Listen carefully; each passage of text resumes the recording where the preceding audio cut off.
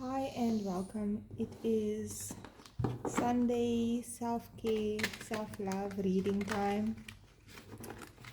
We can always do with more self-care and self-love. And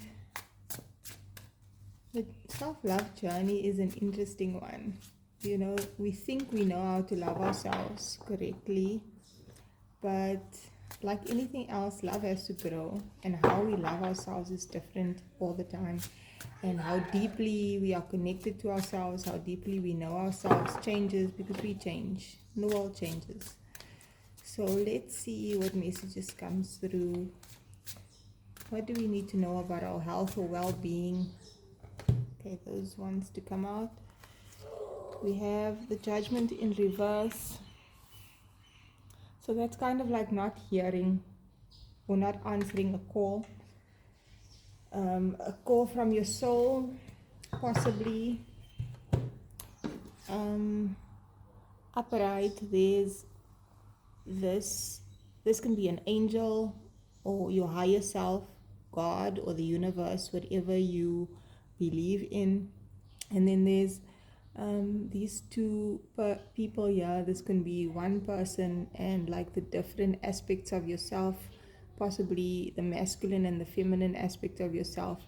And I like to think of masculine and feminine as your soul being your feminine aspect and your human self being your masculine aspect. So your human self is directed by your soul, or should be, right?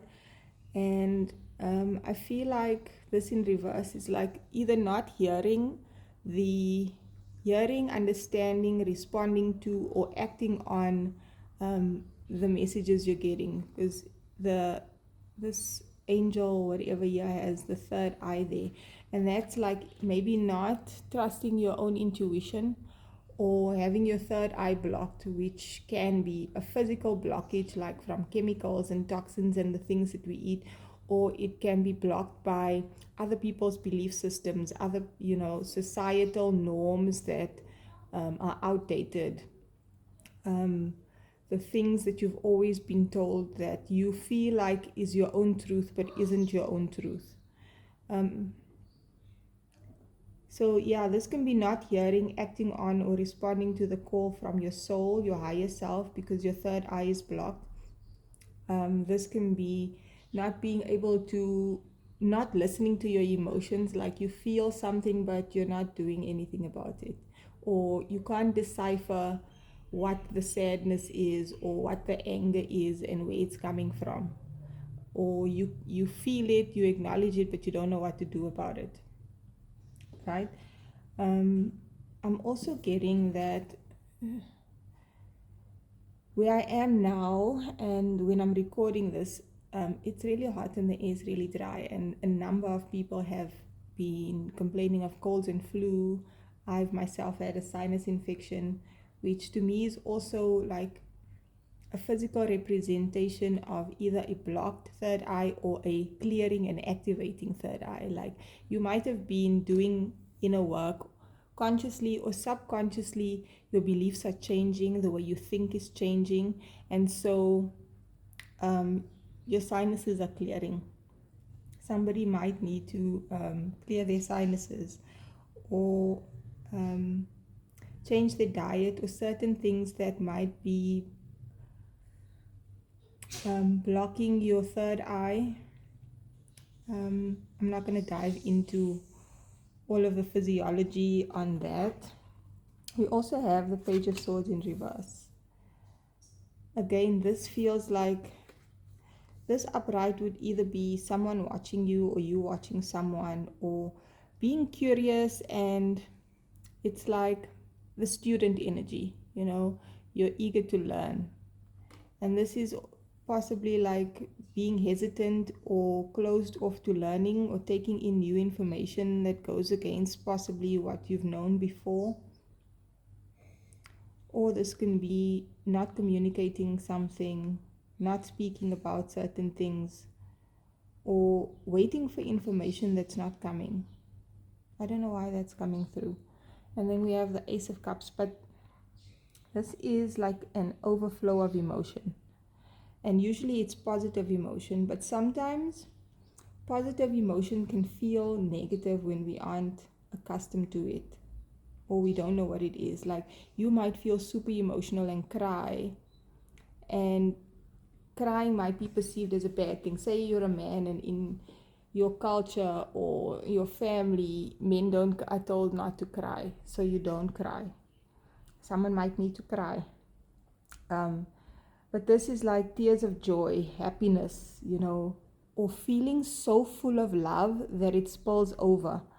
And when that happens, it nurtures everything around it, because water that's overflowing is going to reach everything else around it. But this feels like the universe is gifting you things that are going to make you feel like you're overflowing with love. And again, okay, this might be weird, and it might even be a little bit gross. But from my personal experience, I know sometimes messages come through for me in these readings, and it can possibly be for somebody else. Like, I've had sinus infection and I've needed to do saline rinses. Somebody might need to drink more water, spend more time in water. I'm hearing salt water specifically, be near the ocean, have Epsom salt baths. There's something, maybe just intentionally cleansing your energy with water, like when you're in the shower, setting the intention that the water is cleansing not just your physical body, but your energetic bodies, your mental, emotional, and your auric field. Even your mental body has an energetic field, and your emotional body has an energetic field. And you can set the intention that the water as you shower, or even just visualize it, is clearing any negative emotions that you may have felt and processed already, and you're ready to release it, or any negative thought forms that you've had, fear, worry, doubt, that type of thing.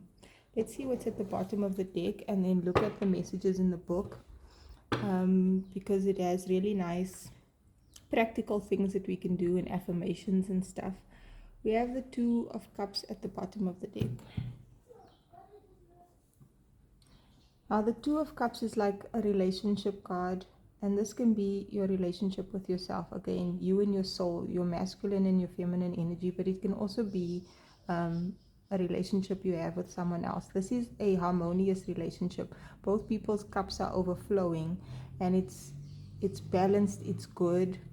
They're sharing their cups with each other, but it's not depleting one or the other, because it's science, energy, everything, even water flows from a high pressure or high concentration to a lower one. So if someone else isn't able to fill their own cup emotionally, they might drain you emotionally. But there's some sort of balanced relationship here, where two people are together and they're sharing their love with each other. And I feel like it's a self-care, self-love message. So if you're single, I feel like having a healthy, loving relationship is good for you in terms of your career, in terms of your growth as a person, in terms of your health. Even being in love can make you healthier. And I feel like with this card and this card, you might want to do away with any negative beliefs if you're single, that this isn't possible. Visualize it, feel that energy, know that it's possible. Know that if you are a loving, kind, caring person and you've done the inner work, that you can attract this. Even if you've had negative experiences in the past, you need to be open to this kind of relationship. And in the meantime, cultivate it with yourself. What can you do to strengthen your relationship with yourself? And then put the focus there, while still having the intention of having that with someone else, but not making a relationship with someone else your main focus, so that you disregard your own needs, don't hear what you're like. You don't want to get into a relationship that is going to pull you away from your calling, or make you compromise your standards, that devalues you, makes you feel less than, that isn't physically healthy for you, that type of thing. Okay, let's see the Judgment in reverse. So Judgment is a number 20 card, which might be significant for someone, and it is ruled by the sign of Pluto, and right now there's some transition with Pluto and Aquarius, and it's escaping my mind right now, and I've been channeling about it for about a week now, and even chatting with my son about the astronomy and the astrology and the mythology around Pluto, and like we were going through this, and now it's escaping my mind. I guess that's for a reason as well. But there is this major change right now, and it's Aquarius energy is higher mind, it's ingenuity, it's thinking outside of the box, it's doing things differently, it's technological advancement. So I feel like this in reverse is there's a whole change and shift in consciousness happening, and you might feel blocked off from your higher self, your higher knowing. You might not be able to solve things the way you used to do because you're not supposed to. There's supposed to be new ways of doing this, and you can't figure it out from your lower mind or your ego. You have to tap into your higher self, your intuition and your soul. And sometimes you need to just get comfortable. There's a big plane going past. That's always an indication of a shift in energy, and air is mental energy, so perspective, thoughts. And yeah, the themes for this card is awakenings, epiphanies, spiritual rebirth, and realization, and this is happening collectively. This might be your first spiritual awakening, or you might have had many.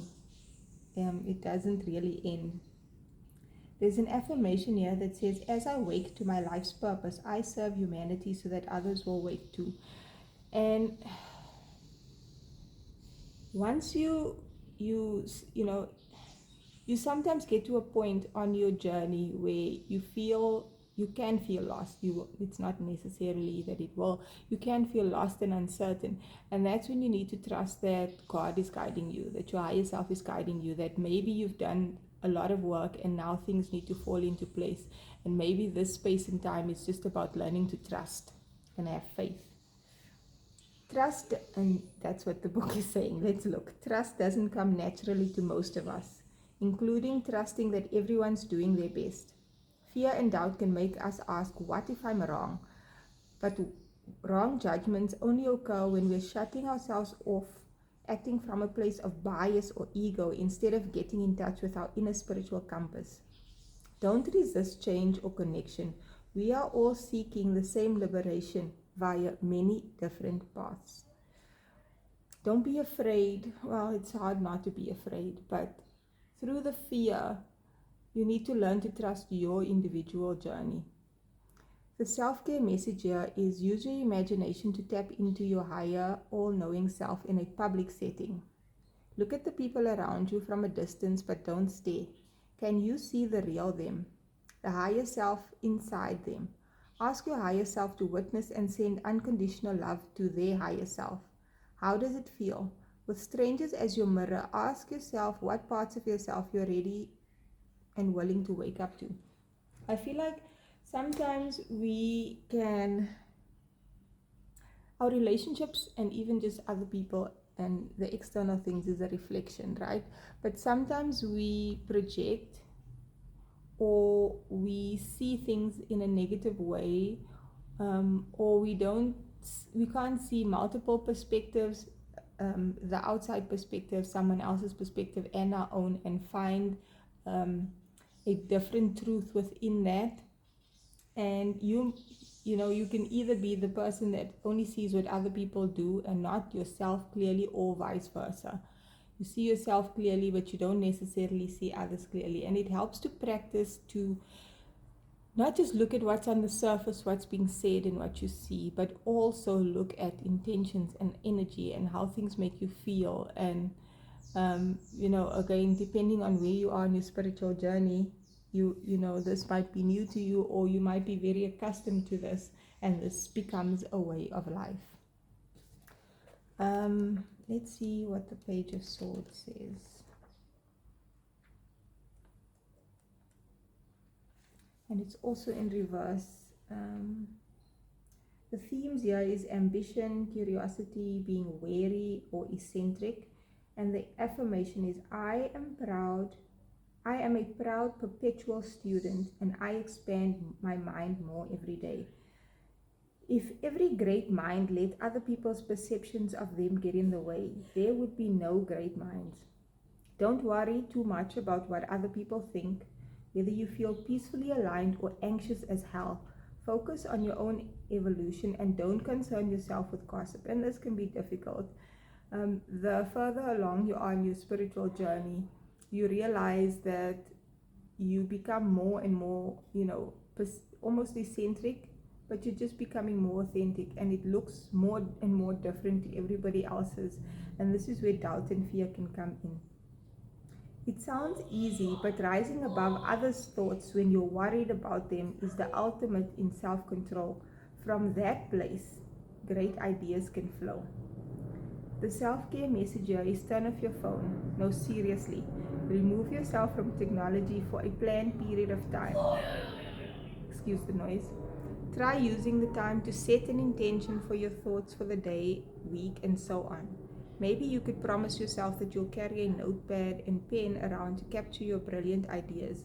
Maybe you can try avoiding negative thoughts for a whole day. Treat it like a game. Social media can be a good thing and a bad thing. There's a lot of information out there, and sometimes the information is truthful and we need to hear it, but it can make us feel bad. So you need to know your own capacity and give yourself a break from other people's beliefs, from social media, even the type of music you listen to and shows you watch and things you read. Try something different, or a break from everything and just be in the stillness. Lastly, we have the Ace of Cups. The themes around the Ace of Cups is emotional abundance, grace, divine connection, and healing. The affirmation is, through limitless self-love, I find purpose and fulfillment. And I feel like often we can first want to find financial success and abundance and external things, the relationship, whatever, to feel abundant. But it's often better to first be able to cultivate that within yourself and then let that manifest the external abundance. Can you find fulfillment and purpose and feeling abundant without having the external things, or even if you don't have the external success yet? The self-care message here is, look in the mirror twice a day for at least a week. Say to yourself out loud, smiling, love is my birthright and the universe gives to me. I am the embodiment of that love. I manifest more love inside and out. At the end of the week, take a selfie, letting your love for yourself and others shine through. Save it and look at it anytime you need reminding. Sometimes, it's always nice to be able to have a friend that can encourage you or inspire you when you're feeling down, or someone that makes you feel better when you're not feeling so great. But sometimes there is no one, and then you have to be that person for yourself. And maybe you need to repeat affirmations. Maybe you need to read inspiring things. Maybe you need to hug yourself and say it's going to be okay if nobody else is saying it to you. This speaks about taking a selfie. I feel like it's often, sometimes you even need to record yourself, a video, or write yourself a note or a letter. You'd be surprised how often the things that come through from your higher self can be the most inspiring and uplifting thing that you need. And sometimes, like for me personally, with the things that I write, it's almost, I'm forgetting the word, in advance. It's almost like sometimes my higher self will have me channel things and write things, or even make videos that I will need later on, that I will go back to, and it would be exactly what I needed to hear. Let's look at the Two of Cups before we end this reading off. The Two of Cups is Venus in Cancer energy, and this is like a self-love, but it's it's home, it's nurturing, it's caring, it's harmony, a union of equals, it's cooperation. The affirmation here is, I manifest nourishing, positive relationships because I know what I need to thrive. Sometimes we need to heal on our own, and sometimes we need to heal in healthy relationships. And you can't do all the healing by yourself, and you can't exist entirely by yourself forever. And you can tap in and tell if you're always in relationships or around people and you never have enough alone time, or you've never had a period in your life where you were single or spent time alone, or it can be the opposite, you're always alone, and you can call in healthy relationships, because there's so much growth that can happen in healthy relationships, and we don't only have to grow through difficulties and challenge. The self-care message here is, write a heartfelt letter to someone you love and respect or used to, whether a friend, co-worker, or romantic partner. You're not going to send it.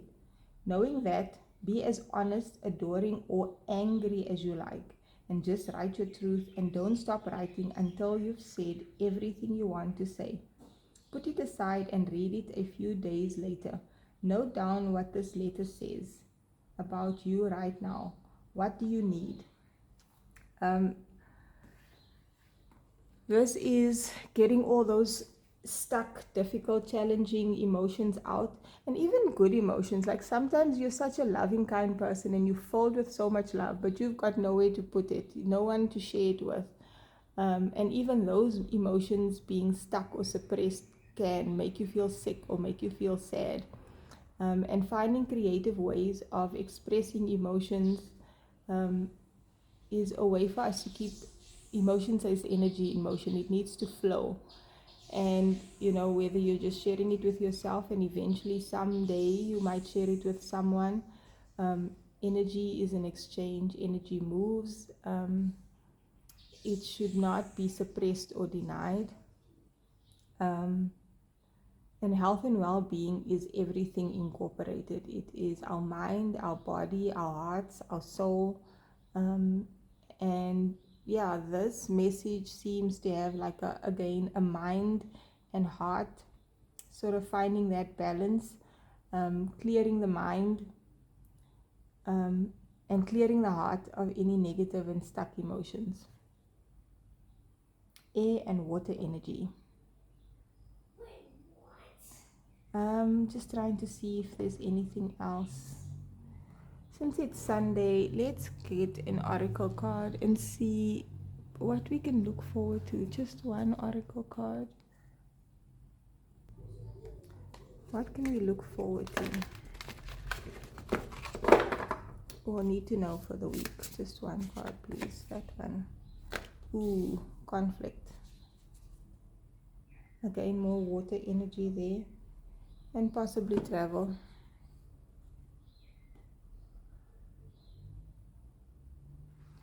This can be emotional turmoil within yourself, or this can be conflicting situations in your life or with others that cause a lot of emotions to stir up.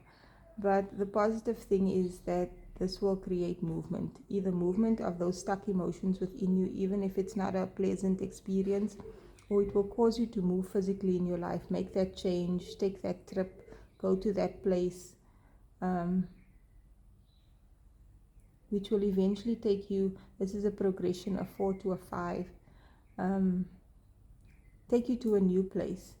And there's a lot of change right now, but it can feel turbulent and chaotic and uncertain and stressful, but it's ultimately for our evolution and our growth, and it will take us to a better place, a more beautiful place. that is the message.